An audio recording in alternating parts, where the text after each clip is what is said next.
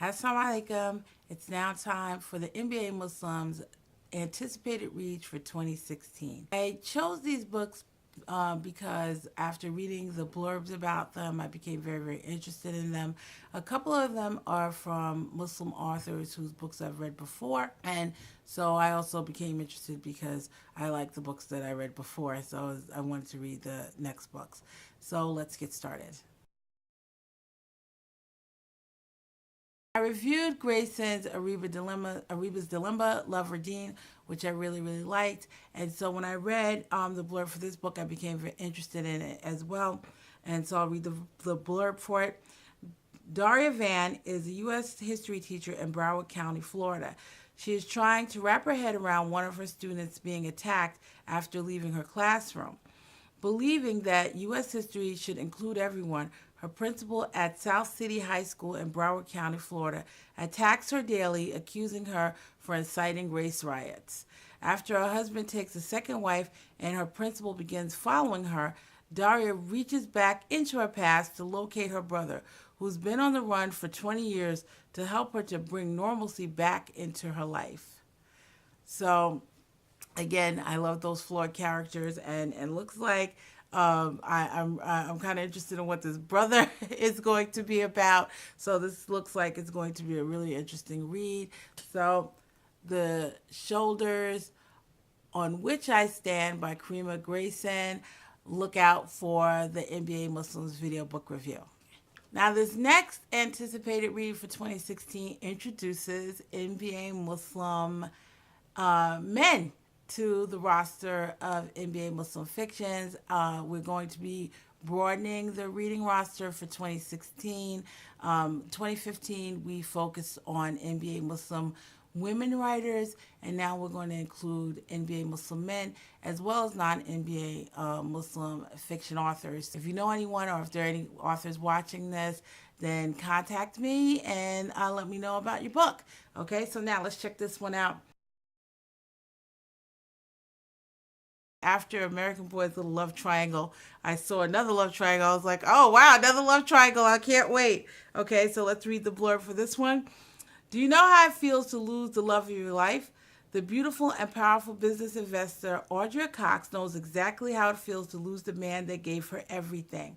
And for that reason, she is willing to do anything to stop it from happening again. In fact, Audra has set her sights on her therapist and desperately desires to gain his heart. There is only one problem. Audrey's grief counselor, Justice Lowe, is not only very handsome, caring, and the most spiritual man she knows. Justice is also very married. So there you go. We have a love triangle. And so let's see what happens with this love triangle. Okay, so on to the next one. Now, I said that we're going to be writing our rosters, so now we have a Muslim woman writer who's not native-born American. However, I became very interested in her book because one of the things, I am a big fan of romance. I've been reading romance for many, many years. And the romances so far that the Muslim fiction writers have been writing has been pretty good. However, they've been very tame. However, this author is not. Her book says, Between Sisters, SVP, s'il vous plaît. She gives fair warning. This is for Muslim women. She gives fair warning that it is very, very spicy. So, Aida Mubarak is a mistress of spices, also a foodie and recent newlywed. She reunites with her friend Nellie at a coffee shop terrace to catch up on old times. Will Aida Mubarak spill the beans on her private affairs to satisfy the curiosity of her long-time lost friend? Read and find out. So now the author herself says that it is erotica. And so just be forewarned, I'm a literary theorist, so I've had to read all kinds of things. I don't shy away from too many things. I'm really looking forward to this. However, again, fair warning, this is not for young people, and it is not for people who are cautious about reading love scenes. Okay, so Mistress of Spices by Papatia FEAUXZAR. look out for the NBA Muslims video book review about that one. The next one, I don't have a cover for. The cover hasn't been revealed. The author has told me that she anticipates the book being released in late February, early March, and that the name of the book is Secrets That Find Us by Sahar Abdulaziz. This one is not about Muslims, and so as with some of the other ones that I've read, I do read books by Muslim fiction writers. The main characters don't have to be Muslim. It doesn't have to be about Muslims. It could be about anything as long as it's fiction. I do not do nonfiction. Terry Ann Stone has been sentenced to life imprisonment for the gruesome manslaughter of her mother and stepfather. During their trial, despite openly boasting about how she committed both heinous crimes, she adamantly refused to plead guilty. However, after serving 17 years, her vow to never reveal the truth about what had occurred begins to falter and wane. The novel Secrets That Find Us magnifies the destructive power of protected lies and buried secrets manifest.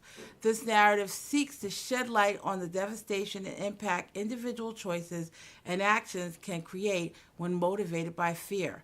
Most of all, this story is a testament to the enduring strength, devotion, and intricacies of a mother's love and to what lengths she will sacrifice to protect her own.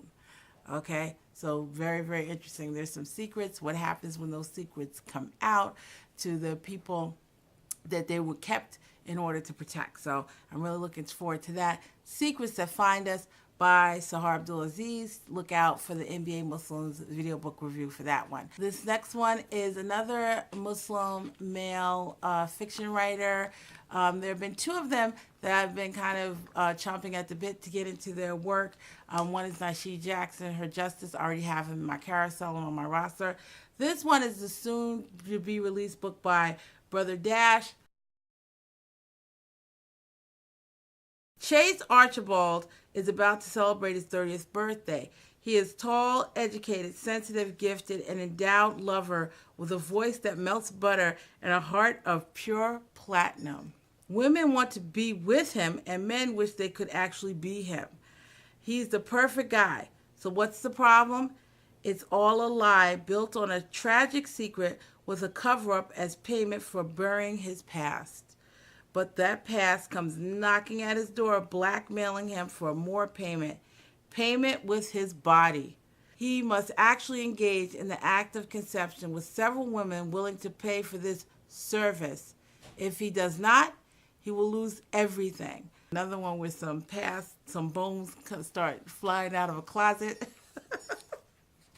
So I'm really looking forward to reading this one as well. The Donor, When Conception Meets Deception by Brother Dash. So look out for the NBA Muslims video book review for that one.